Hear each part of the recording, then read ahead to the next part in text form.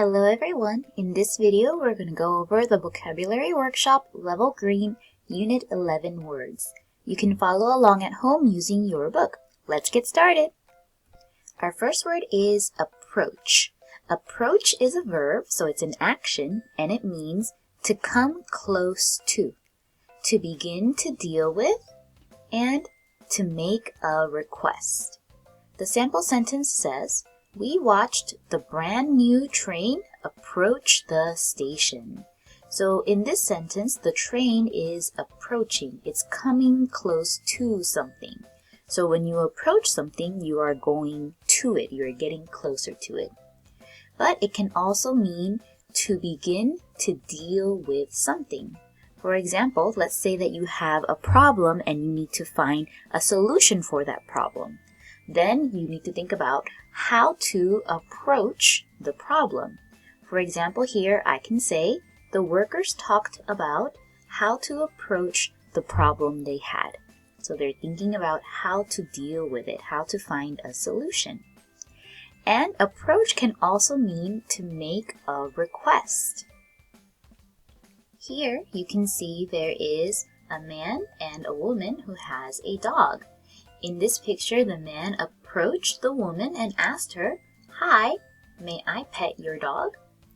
And please remember, you should never approach a dog with a loud voice because it can scare the dog. Some synonyms are access, near, and undertake. Antonyms are leave, avoid, or retreat. Approach can also be used as a noun, and it means the act of coming close to, a way to deal with something or someone, and a way of reaching a place. So this approach is the same, it's just we're using it as a noun. We're using it as a thing instead of an action. For example, the approach of spring makes many people giddy. Giddy means like happy and excited. So in this sentence, we're talking about the thing approach. The coming of spring is what makes people happy. Here in this picture, you can see there's an airplane that's going down to land. So we can say the airplane started its approach to the airport. It started the act of coming close to something. In this picture here, you can see that there is a bridge and there's a castle over here. And I can say the only approach to the castle was to cross the bridge. The only way that you can get there, or the only way you can come close to the castle, is through this bridge. Another way we can use it would be in a classroom. Let's say the teacher makes a special kind of lesson. It's not a normal lesson, it's fun and exciting. So I can say the teacher's approach made the students excited to learn. The way that she dealt with the lesson, the way she planned the lesson was very interesting. So I can say the students liked her approach. Some synonyms are access, manner, method, technique, attitude, style, entrance, and avenue. And there are no antonyms for this word. So remember, approach can mean coming close to something, and it can also mean your method of how you do something. Our next word is approve. Approve is a verb, and it means to have a high opinion, to give permission. High opinion means that you think something is very good. And give permission means that you think it's okay. It's okay to do something. For example, my parents approve of my loyal friends. In this sentence, the parents think that the friends are good. So they approve of those friends. They're okay that their child has those friends. We can also approve of the way something looks. For example, I can say, my mom approved of the dress that I picked. So that means my mom thinks the dress is good and also the dress is okay to wear. Some synonyms are accept, admire, agree to, endorse, and authorize. Antonyms are reject, condemn, and disapprove. Our next word is glory. Glory is a noun and it means great honor or praise given by others. That means people are really proud because you did something amazing. And it can also mean great beauty. For example, can anything match the glory of a sunset? In this sentence, it's saying, is there anything that is as beautiful as a sunset? They're trying to find something that can match the glory, the beauty of a sunset, but they can't think about anything that is that beautiful. So glory also is when someone is proud or they're excited because you did something amazing. So often we say, he basked in the glory of winning the race. This person just won a race and the people all around him are cheering and congratulating him. So he is basking in glory. People are proud of him, and basking, just imagine it as it's happening all around him. So he's getting all of that glory from people, the proud feeling. You can use this phrase to create your own sentence with a different idea. So you can say someone basked in the glory of something. A lot of times the word glory is used to describe someone who is wearing traditional clothing or like a king wearing his king outfit. For example, I can say, the king entered the palace in all his glory. This phrase, in his glory, is used a lot to talk about how the traditional clothing is beautiful and people praise and honor it. Some synonyms are fame, splendor, and magnificent. Antonyms are shame, disgrace, dishonor, and ugliness. Our next word is magnificent. Magnificent is an adjective, so we can use it to describe many different things, and it means very grand and fine, remarkably beautiful, or outstanding. So something that is magnificent is not just normal, it's extra beautiful. It's very amazing or outstanding. For example, the Taj Mahal in India is a magnificent building. This building here is very famous because of its architecture. Many people think that it looks grand and beautiful, so we can describe it as magnificent. Another way we can use this word is to describe animals that look amazing to people. For example, a lion standing on a rock. I might say, the magnificent lion stood on the rock and looked at the land around him.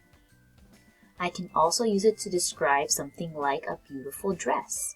For example, I can say, Cinderella wore a magnificent blue dress to the ball.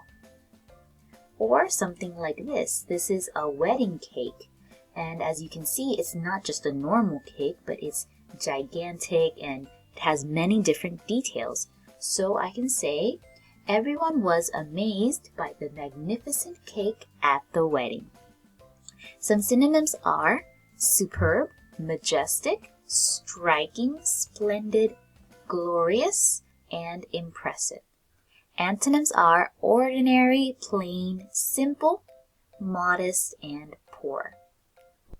Our next word is meek. Meek is an adjective and it means not courageous or strong. So someone who is not brave and someone who is weak. For example, I felt meek and did not speak loudly enough. You might also think about a meek person as someone who is a little bit shy. Usually they look down often. They don't make eye contact with people. They might be very quiet as well. So let's look at the synonyms. They are mild, gentle, quiet, weak, and timid, which means shy. The antonyms are strong, courageous, brave, bold, outgoing, outspoken, and aggressive.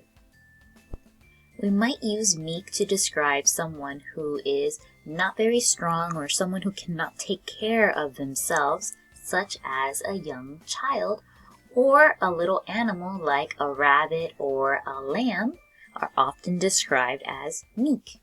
So remember, meek is an adjective, so we can just use it to describe the thing. I can say, the little girl was petting the meek rabbit in the meadow. I can also say, although the meek girl knew the answer, she did not raise her hand. Have you ever felt meek before? Our next word is prompt. Prompt is an adjective and it means on time, done quickly, and without delay. For example, I can say, they answered the invitation in a prompt manner. This phrase is often used together, a prompt manner, in a prompt manner, to show that something was done quickly. So in this sentence, there was some kind of invitation that was sent to someone, and when you get an invitation, you need to give an answer about whether you are going to go or not. So in this sentence, the person who got the invitation said that they would go or that they would not go very quickly in a prompt manner. Some synonyms are early, punctual, timely, fast, and quick. Antonyms are slow, late, tardy, and delayed. In this picture, you can see the firefighters are running towards the fire to put it out, and I can say the firefighters made a prompt arrival. So in this sentence, they arrived very quickly or on time. We can also use it when you're getting messages from someone or you're having a conversation with someone and they send you their answer very quickly. So I can say, she replied to my message in a prompt manner. Prompt can also be used as a verb, and it means to move someone to action, to remind someone what to do or what to say. For example, I had to prompt my friend to make the call. In this sentence, someone had to prompt their friend to do something. So you are moving someone to action. You're making them do an action. Maybe your friend needs to make a phone call, but they forgot to do it or they don't want to do it. So you prompt your friend to do the thing that they didn't do. Or it can also be to remind someone what to do. For example, when young children are doing something like a dance show where they need to remember some dance moves, they might forget those moves. So usually there is a teacher that is prompting the students, so that way the students can copy the teacher if they forget any of the dance moves. In this example here, I can say, the fire alarm prompted everyone to leave the building. So in this sentence, there was a fire alarm, and when people heard the fire alarm, they were prompted. They were moved to do some action, which is to leave the building. And one way that we also use this word is like this. The words on the teleprompter prompted the news anchor to speak. So when someone is doing a news show, there's usually this screen in front of them that has all of the words that they need to say. So this is prompting the person who's doing the news. Some synonyms are cause, make, urge, encourage, motivate, and cue. Antonyms are discourage and deter. Our next word is revive. Revive is a verb and it means to bring or come back to life. So in this sentence, it's saying that someone might have died, someone or something, but it was able to come back to life. Someone brought it back to life. For example, the nurse tried to revive the patient. In this sentence, there was a patient who might have had some problem and their heart stopped beating. And then there was a nurse who tried to revive. They tried to bring it back to life. When someone's heart stops beating, they can die, but you can do CPR to try to revive that person. So here in this video, the person is pushing on the chest up and down. This is called CPR, to try to revive them, to bring them back to life. I can also use it to describe something like a plant that is a little bit dead, like this one here. And then when I give it some water, I might be able to revive the plant. I might be able to bring it back to life. Another way that I could use it is to talk about something that is coming back.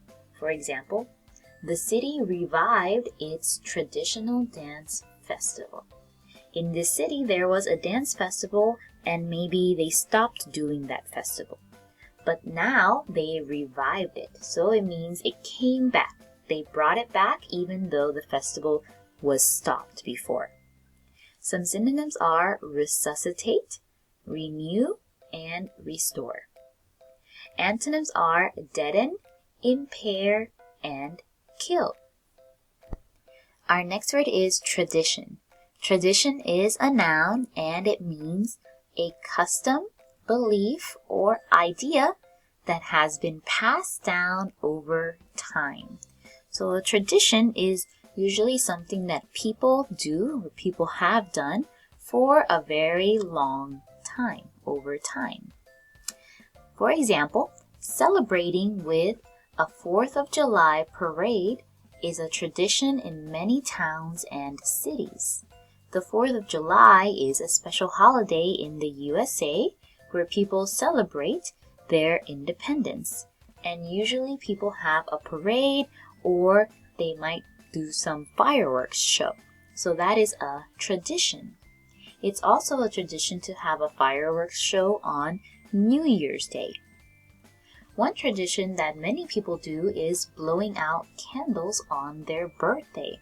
This is a tradition because people have done it for a very long time. They blow out their candles and they make a wish. A tradition doesn't always have to be a special day. It can also be just something that you always do with your family. For example, I can say my family has a tradition that we eat pizza one time a month. So they do this every month. That way it's a tradition. Some synonyms are pattern, practice, and ritual. There are no antonyms for this word. Are there any traditions that you do with your family? Our next word is watchful. Watchful is an adjective and it means always noticing what is happening. Aware. Someone who is watchful is always looking carefully. For example, a scout must be silent and watchful. A scout is usually a person who has learned how to survive outdoors. They learn how to make fires, how to build a tent, things like that, so we call them scouts. And when you are outside in the woods or in a mountain, you should always be watchful in case there are any dangerous animals nearby or in case you might get lost. Another person who always has to be watchful is someone like a lifeguard. When a lifeguard is working at the pool, they have to be watchful to make sure that no one is drowning in the water. When you're at the park, your mom and dad are probably watchful to make sure that you are okay or not getting hurt or that you don't become lost. And one common phrase that people say is kept a watchful eye on. For example, I can say the cat kept a watchful eye on the dog. It means the cat is watching this dog carefully. Maybe the cat doesn't like the dog or the cat doesn't trust the dog, so it's watching it carefully. Some synonyms are alert, observant, and vigilant. Antonyms are sleepy, unaware, and oblivious. Our last word is wreckage. Wreckage is a noun and it is what is left of something that has been destroyed. So when something is destroyed or broken, the things that are left behind is what we call the wreckage. For example, the wreckage of the car was taken away. So in this sentence, there was an accident, and now the only thing left is the wreckage of the car because it's broken. So they took it away. We often use wreckage after something like a storm, like a tornado or a hurricane, where many things have been destroyed, such as houses. So here you can see in this picture there is a lot of wreckage. The destroyed parts of the house are still here. We can also use it to talk about something like a ship that sank in the water, such as the Titanic. So I can say, the wreckage of the ship is still in the ocean. Some synonyms are ruins, remains, remnants, and destruction. There are no antonyms for this word. And that's all for this video. We went over the vocabulary workshop Level Green Unit 11 words. Thank you so much for listening, and I'll see you next time. Bye!